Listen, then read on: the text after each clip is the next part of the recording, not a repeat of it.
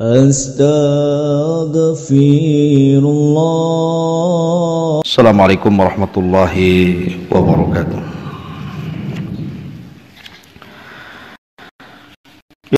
Alhamdulillah wassalatu wassalamu ala Rasulillah wa ala alihi wa sahbihi wa mawalah. La haula wa la quwata illa billahi wa ba'du. Alhamdulillah, di pagi hari ini kita kembali bisa berjumpa dan bermajelis ilmu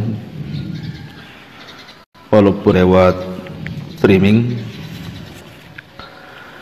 Salawat dan salam tak lupa keberkahan majelis di pagi hari ini kita hadiahkan kepada Nabi kita, Nabi besar Muhammad sallallahu alaihi wa ala alihi wasallam.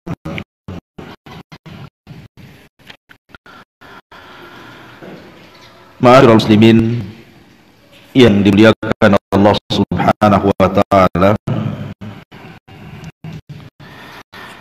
pagi ini kita akan mengisahkan satu ulama besar. Ulama ini sangat masyhur, apalagi fatwa-fatwa beliau dan kitab-kitab beliau dicetak dengan sangat banyak dan sudah kita dapati. Beliau adalah Syekhul Islam Ibnu Taimiyah rahimahullahu ta'ala. Syekhul Islam Ibnu Taimiyah rahimahullahu ta'ala memang pantas dikatakan Syekhul Islam,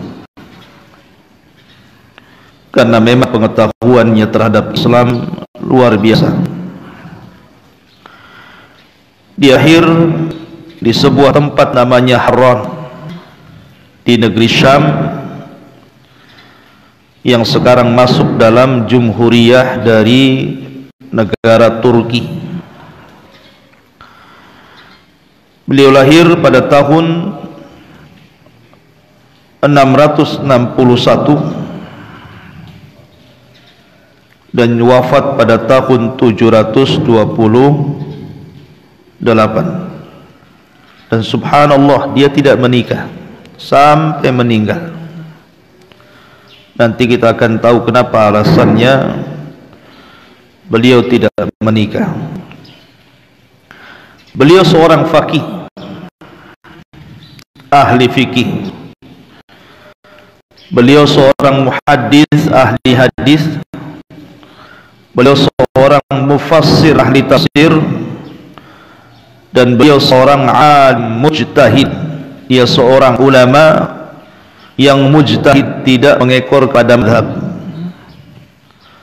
Walaupun dia banyak terpengaruh dengan mazhab Hambali dan juga belajar fikih Syafi'i dan fikih-fikih yang lainnya, tapi beliau menjadi mujtahid min ulama'i ahli sunnati wal jamaah.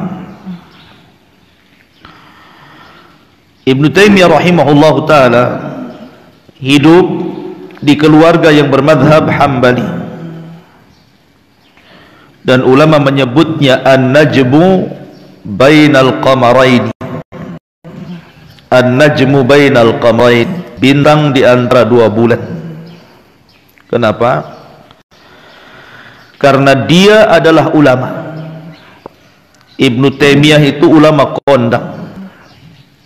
Bapaknya juga ulama kondang, kakeknya juga ulama kondang. Tetapi yang paling kondang dari tiga ulama ini adalah cucu dan kakeknya. Bapaknya ulama tapi tidak dikenal, sementara kakeknya Abul Barakat adalah Syekhul Hanabilah. Kitabnya ma'ruf, namanya Muntaqa, dan disyarah oleh Imam Asy-Syaukani yang kemudian dikenal dengan kitab Nailul Autar. Itu karya daripada kakeknya Ibnu Taimiyah, namanya Abul Barakat Syekhul Hanabilah. Bahkan dikisahkan kakeknya ini mengajarkan Ibnu Taimiyah sejak kecil. Jadi kalau kakeknya sampai buang hajat saja, itu meminta kepada Ibnu Taimiyah kecil itu untuk membacakan hadis di luar kamar mandi, supaya dia sambil buang hajat itu mendengar. Dan tidak mengapa seperti itu, asal jangan dibaca di kamar mandi. Tidak boleh murojaah di kamar mandi. Tapi kalau ada suara Al-Quran masuk ke kamar mandi kemudian kita dengerin, tidak ada masalah. Seperti itulah kakeknya tidak mau menyia-nyiakan waktu sampai buang hajat saja, tidak mau telinganya tidak terisi dengan ilmu. Ya wajar kalau keturunannya menjadi Syekhul Islam Ibnu Taimiyah rahimahullah ta'ala.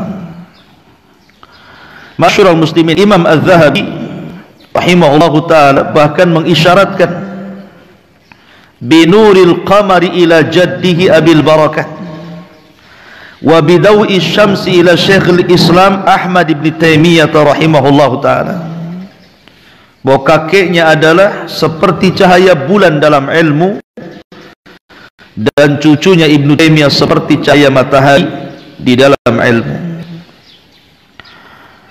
Ibnu Taimiyah juga sama dengan ulama-ulama yang lainnya, dia juga safar ke beberapa tempat dan guru sampai gurunya mencapai 200 syekh, bukan syekh biasa tapi syekh yang kondang-kondang.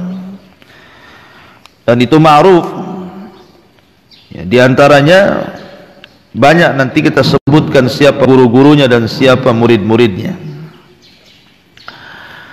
Diantaranya adalah beberapa pujian dari para ulama. Namun sebelumnya Ibnu Taimiyah ini ikhwan, ketika di zaman Abdus Salam Al-Iz bin Abdis Salam, itu dulu ulama kondang sebelum Ibnu Taimiyah. Ma'ruf Al-Iz ibn Salam ini dia seorang imam, bukan mujtahid saja tapi mujahid, ahli jihad. Ketika di masa itu kita tahu bahwa orang-orang Mongolia, orang-orang Tatar yang kemudian berkoalisi dengan orang-orang Syiah,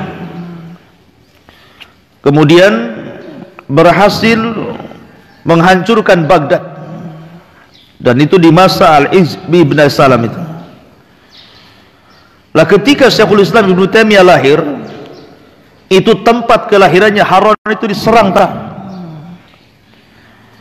Akhirnya kemudian keluarga Syekhul Islam Ibnu Taimiyah harus hijrah dari Haran Syam menuju Damaskus. Maka Syekhul Islam besar di Damaskus karena memang daerahnya diserang. Ya. Dan sebelum Syekhul Islam kemudian besar, maka Iz bin Abdis Salam meninggal dunia, seolah-olah meninggalnya Iz bin Abdis Salam digantikan oleh Syekhul Islam Ibnu Taimiyah, sama dengan Imam Syafi'i. Meninggalnya Abu Hanifah, lahir Imam Syafi'i. Di antara pujiannya adalah Al-Hafidh Al-Mizzi.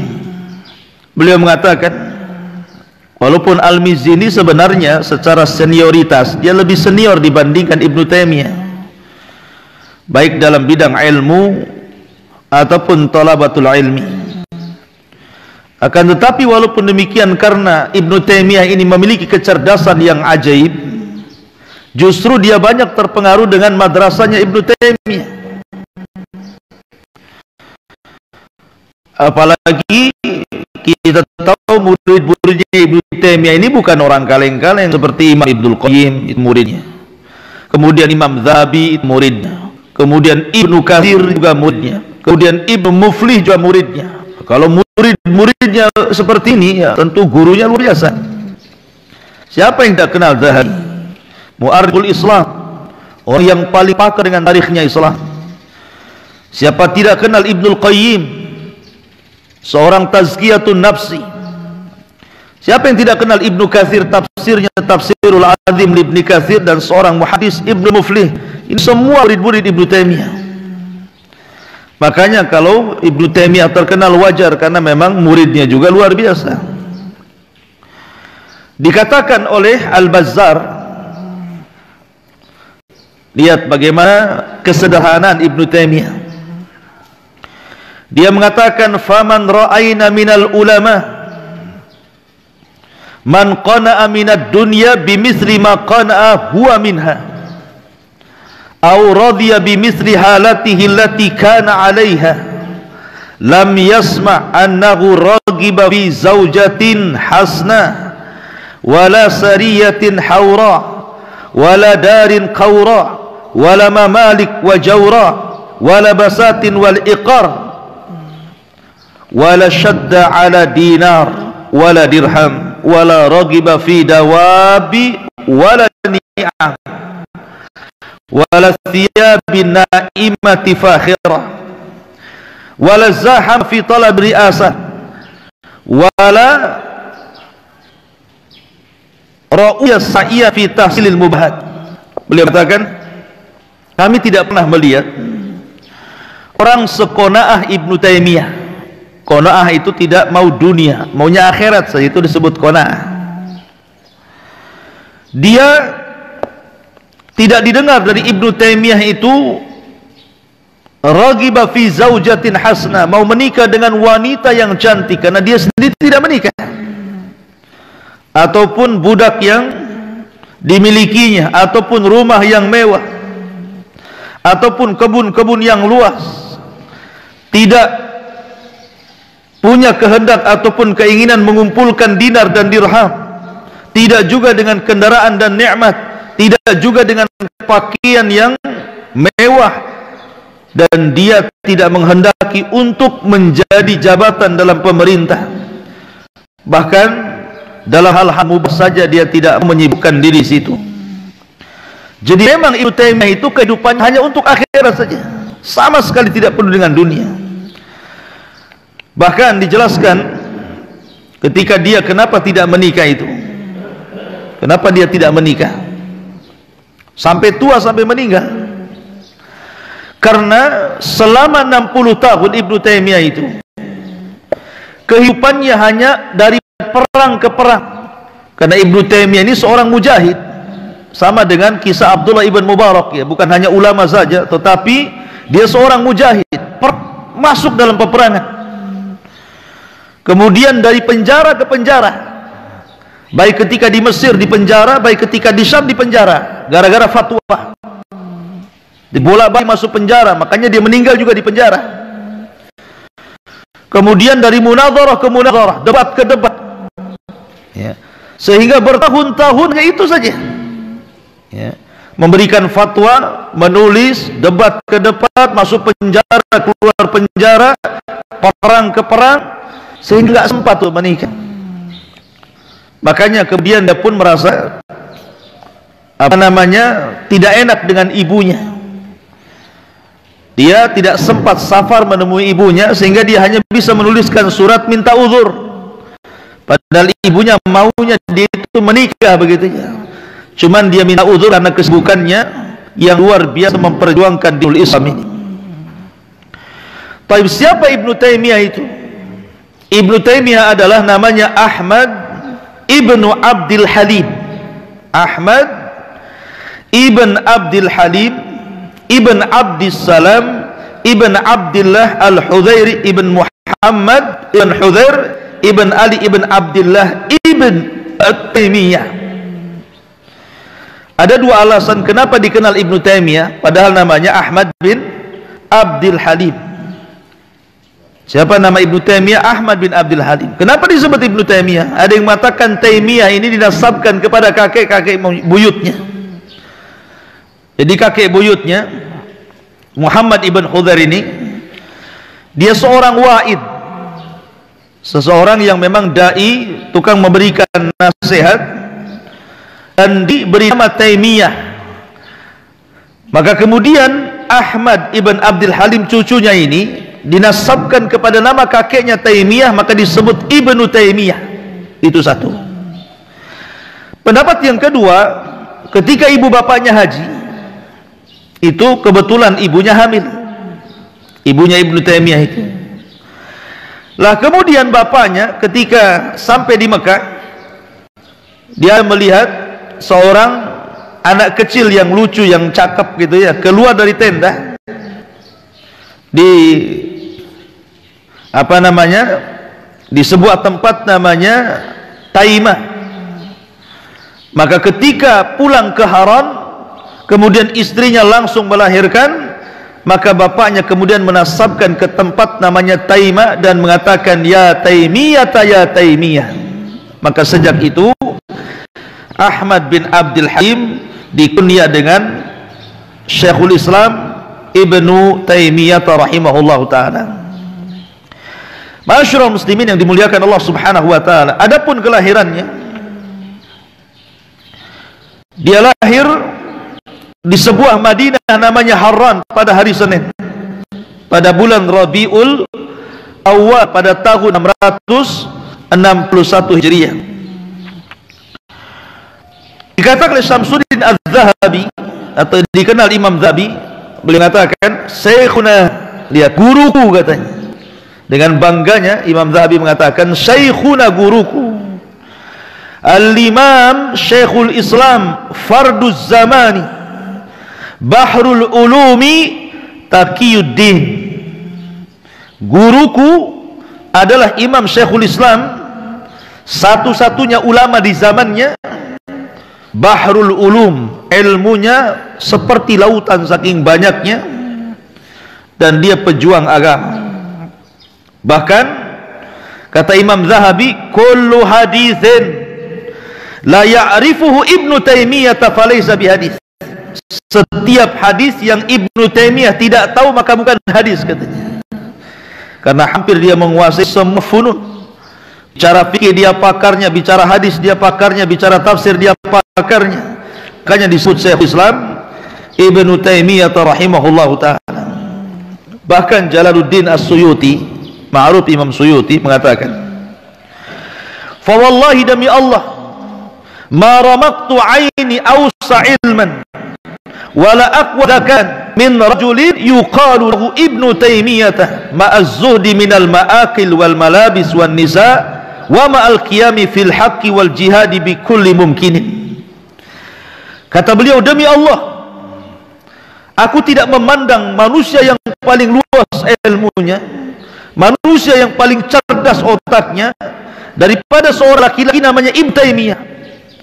Walaupun demikian dia orang yang zuhud, maksudnya orang miskin, makanannya asal-asalan, pakaiannya asal-asalan, dan dia tidak hendak menikah dengan wanita, dan dia orang yang senantiasa menegakkan kebenaran dan jihad sebisa mungkin. Itu pujian yang luar biasa dari Al-Hafidh As-Suyuti rahimahullahu ta'ala. Baik, bagaimana kehidupan kecilnya? Ibnu Taimiyah rahimahullahu ta'ala diberikan kecerdasan hafalan yang luar biasa, ya ikhwan, ajaib, luar biasa. Sampai-sampai dijelaskan suatu ketika, karena keluarga Ibnu Taimiyah ulama semua ya, bapaknya ulama, kakeknya ulama, saudara-saudaranya ulama, anak pamannya ulama-ulama, memang hidup di lingkungan ulama gitu loh maksudnya. Jadi suatu ketika keluarganya ini ngajak keluar, refreshing bahasa kitanya ya, jalan-jalan ke kebun gitu ya, sama keluarga. Ibnu Taimiyah tidak mau, Ibnu Taimiyah masih kecil. Kalau kalian mau pergi, pergilah sana. Padahal masih anak-anak. Ya. Akhirnya mereka pergi dan Ibnu Taimiyah tetap di rumah. Ketika mereka pulang, mereka kemudian mencela Ibnu Taimiyah gitu. Kenapa kau pergi? Ya, di sana enak pandangannya, begini begitu gitu ya. Maka Ibnu Taimiyah mengatakan kepada ayahnya dan mengatakan, sungguh aku sudah menghafal satu jilid dari kitab ini. Ketika kalian pergi setengah hari, aku menghafal. Bapaknya sudah hafal, kau ulang. Kata bapaknya, kalau gitu mana hafalan? Maka dia baca kitab Junnatun Nadhir wa Junnatul Munadhir. Dibacanya ya, padahal hanya setengah hari dia menghafal, tetapi dia bisa menghafal dengan sangat luar biasa dari jilid kitab Junnatun Nadhir wa Junnatul Munadhir. Sampai bapaknya heran, kenapa anak ini kok bisa hafal padahal setengah hari saja ya. Ma'asyiral muslimin yang dimuliakan Allah Azza wa Jalla. Bahkan kecerdasannya luar biasa. Suatu ketika, masih kecil ya, Ibnu Taimiyah masih kecil ini. Suatu ketika dia berada di Bani Najjar. Kemudian orang-orang pun memanggil dia. Tiba-tiba memberikan satu buku gitu ya. Dibacanya oleh Ibnu Taimiyah kecil itu. Dilemparnya buku ini. Alasannya apa? Karena tidak cocok dengan pemahaman. Orang-orang pun marah. Kenapa dia bisa melempar buku? Dan mengatakan, "Ma anta illa jari tarmil mujallad min yadik wa huwa kitabu ilmi." Kau ini kurang ajar bahasa kitanya. Kenapa kau buang kitab ini satu jilid sementara isi kitab itu semuanya ilmu? Maka Ibnu Taimiyah mengatakan, "Taib, saya mau tanya, saya dengan Nabi Musa lebih utama mana? Saya dengan Nabi Musa lebih utama mana?" Ini anak kecil ngomong begini. Ya orang-orang ngomong ya Nabi Musa lebih utama daripada kamu kan begitu.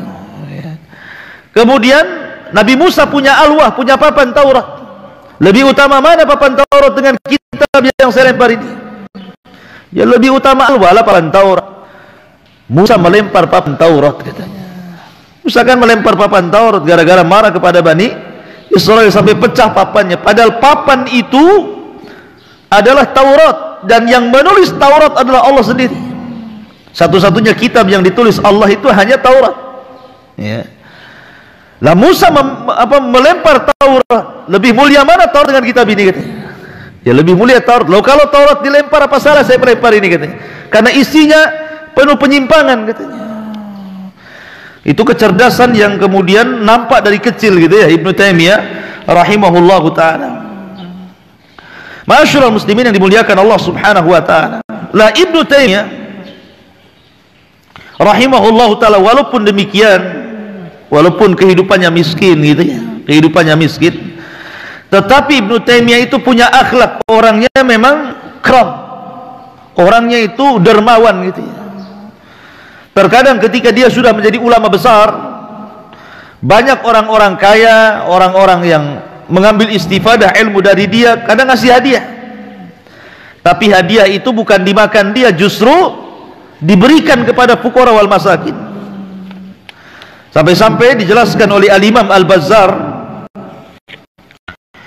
dia mengatakan, "Kana marran dauman bi ba'di al-qaryah fada'alahu ba'dul fuqara." Suatu ketika Ibnu Taimiyah ini berjalan-jalan di sebuah daerah, tiba-tiba banyak orang-orang fakir memanggil dia. Dan orang-orang fakir itu tahu dia Ibnu Taimiyah. Lah ketika itu Ibnu Taimiyah tidak ada uang yang mau dikasihkan itu.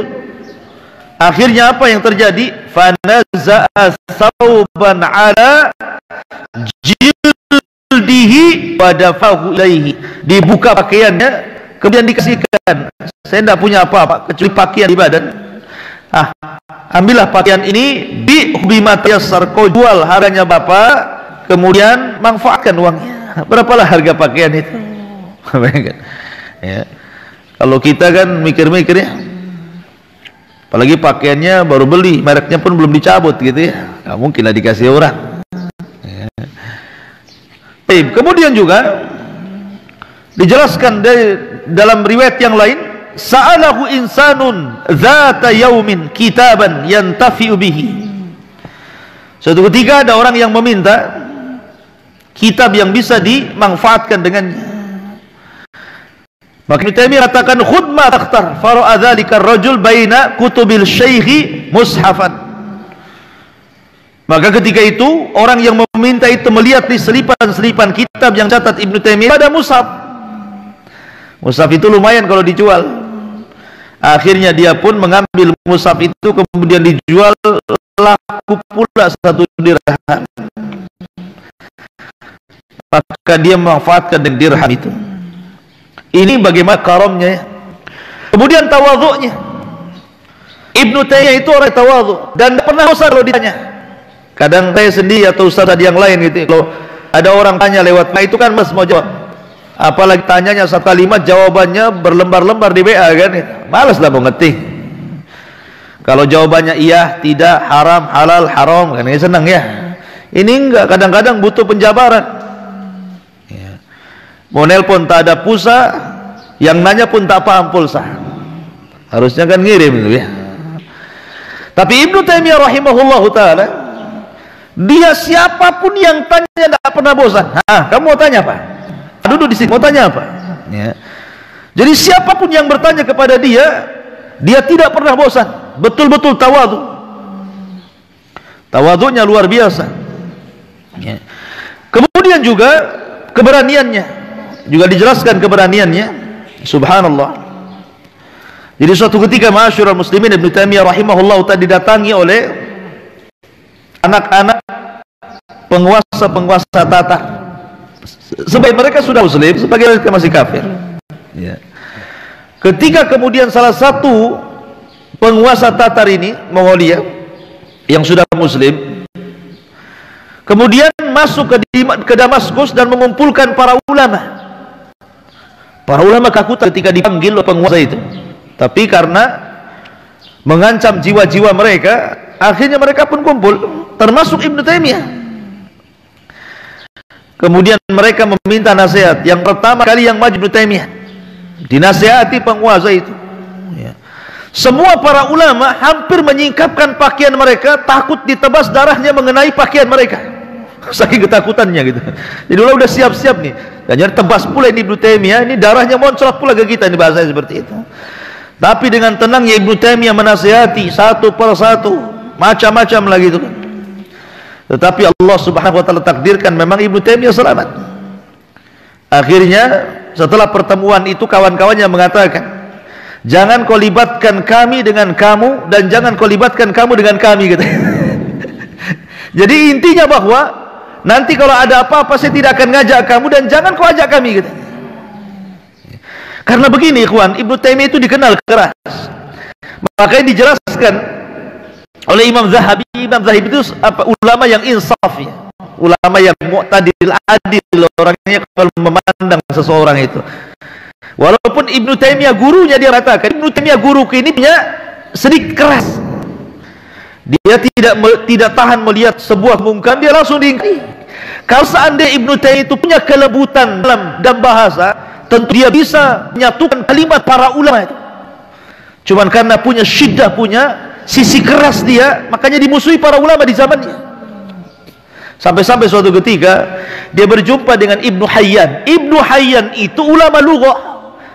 Sebelumnya sudah ada Sibawayh. Kalau cerita Sibawayh, ya nabinya bahasa itulah Sibawayh itu. Saya tidak kenal Sibawayh. Lah penerusnya Sibawayh itu namanya Ibnu Hayyan. Itu hidup di masa Ibnu Taimiyah. Lah Ibnu Hayyan ini pada awalnya sangat memuji Ibnu Taimiyah luar biasa. Sebelum berjumpa hanya membaca kitab-kitab dan apa yang didengar dari murid-muridnya. Tapi setelah berjumpa, kemudian ada nakosa berdebat sedikit gitu kan. Tiba-tiba Ibnu Taimiyah mengatakan, sesungguhnya engkau ini tidak paham bahasa. Lah ini pakarnya bahasa, Ibnu Hayyan ini.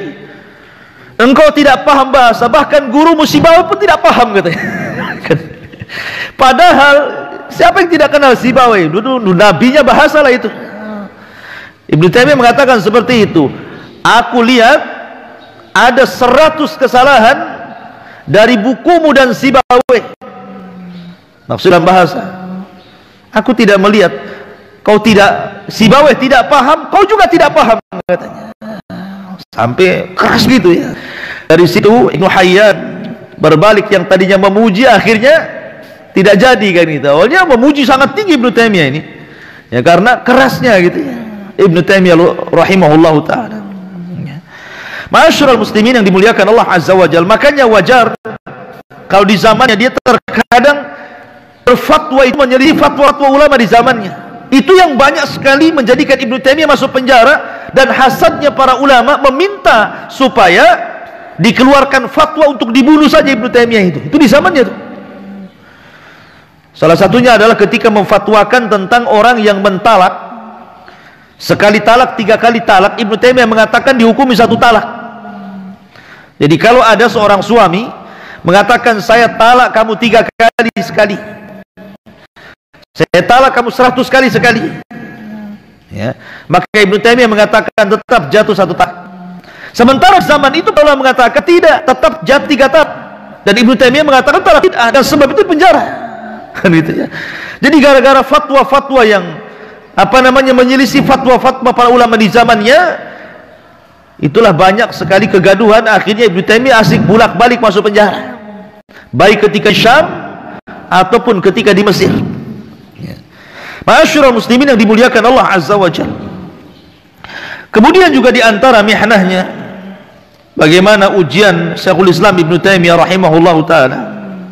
Dijelaskan Imam Syaukani rahimahullahu taala, karena memang kita tahu bahwa Ibnu Taimiyah banyak orang yang hasad di zamannya, baik secara fikih ataupun akidah, terutama masalah akidah.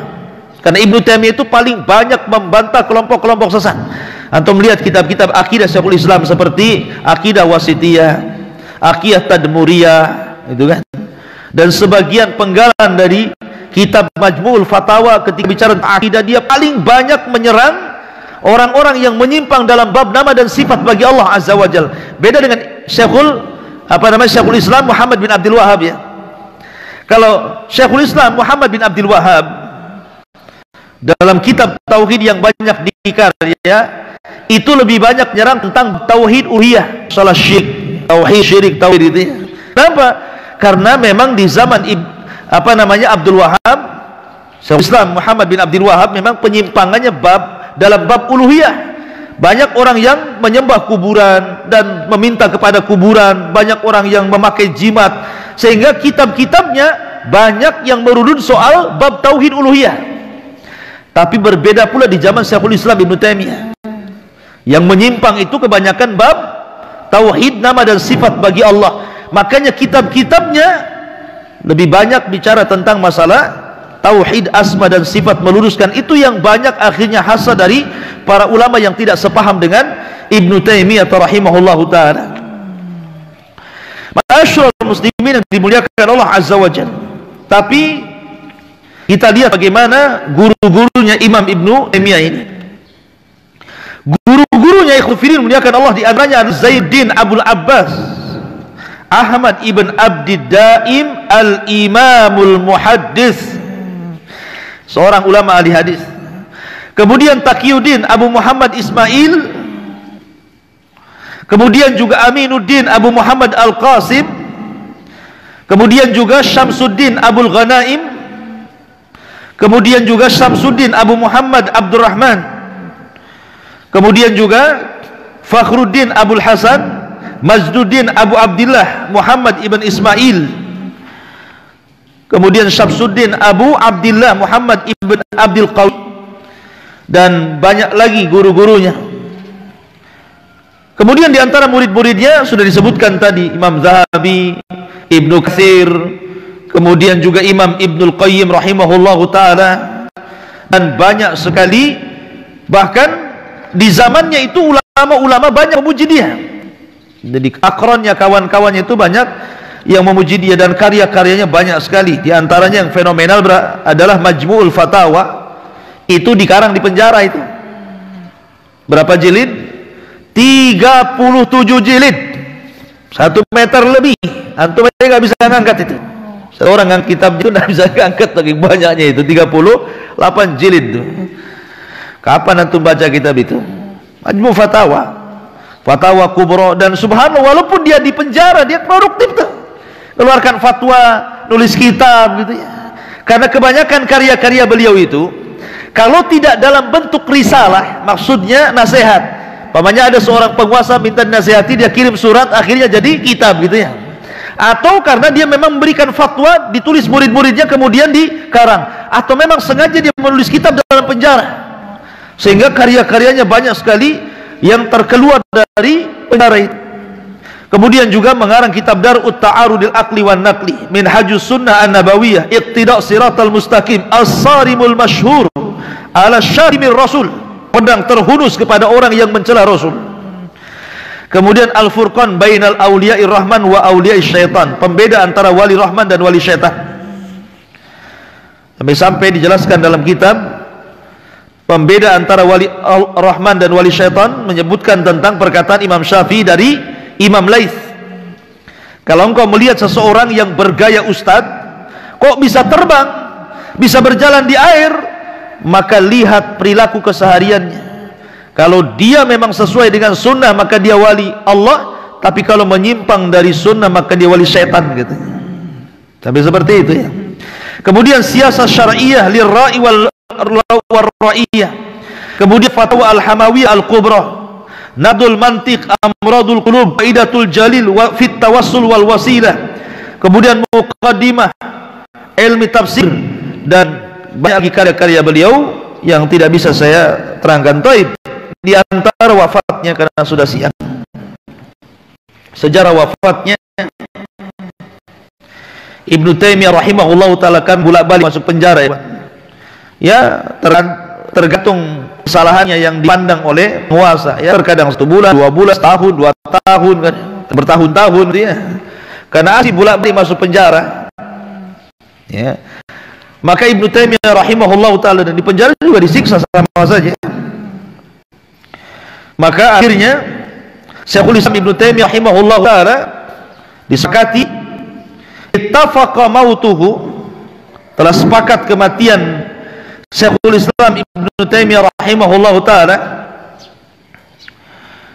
fi sahari lailatul itsnaini, di waktu sahur di malam Senin, lailatul isrin min dzulqa'dati, pada malam ke-10 dari bulan Dzulqa'dah pada tahun 728 Hijriah. Maka akhirnya dia pun menghembuskan nafas terakhir di penjara. Kemudian jasadnya dibawa keluar. Ketika itu salah satu yang mengurus jenazahnya adalah Al-Hafidh Al-Mizzi dan juga jamaatun kibari salihin akhyar. Ada yang mengatakan bahwa yang menyolatkannya sittina alfar rajulin. Jadi yang menyolatkan jenazah Syekhul Islam Ibnu Taimiyah sampai 60.000 orang yang menyolatkan dan mengurus jenazah Syekhul Islam Ibnu Taimiyah. Semua orang menangis ketika mendengar wafatnya Syekhul Islam Ibnu Taimiyah rahimahullahu taala ya, karena Rasul yang mengatakan mautul alim musibatun la tujbar, kematian seorang alim itu musibah yang tidak bisa digantikan. Kalau hari ini presiden meninggal, wakilnya langsung naik. Kalau hari ini orang kaya meninggal, besok ada orang yang lebih kaya lagi ya. Tetapi kalau ulama yang meninggal, nggak ada yang bisa menggantikan. Sampai hari ini tidak ada yang bisa menggantikan Abu Hanifah, Imam Syafi'i, Imam Malik, Imam Hambali, bahkan ulama-ulama yang kemarin meninggal, Syekh Albani. Siapa yang bisa menggantikan Syekh Albani? Tidak ada. Siapa yang bisa menggantikan Syekh bin Bas? Tidak ada. Jadi kematian alim itu musibah yang tidak bisa digantikan. Kalau pejabat meninggal, umpamanya kena corona, maka pejabat yang lain memang ada juga yang mendoakan kapan dia mati kena corona, biar dia yang naik kan itu. Memang begitu. Tapi kalau urusan akhirat tidak bisa digantikan. Semakin jauh daripada ulama, kehidupan manusia semakin buruk. Makanya Anas bin Malik radhiyallahu anhu mengatakan bahwa sayati alaihi zaman walladzi ba'dahu syarru minhu, akan datang zamannya di mana yang setelahnya jauh lebih buruk daripada yang sebelumnya. Subhanakallah bihamdika, asyhadu an la ilaha illa anta astaghfiruka wa atubu ilaik. Allahu ta'ala alam. Assalamualaikum warahmatullahi wabarakatuh.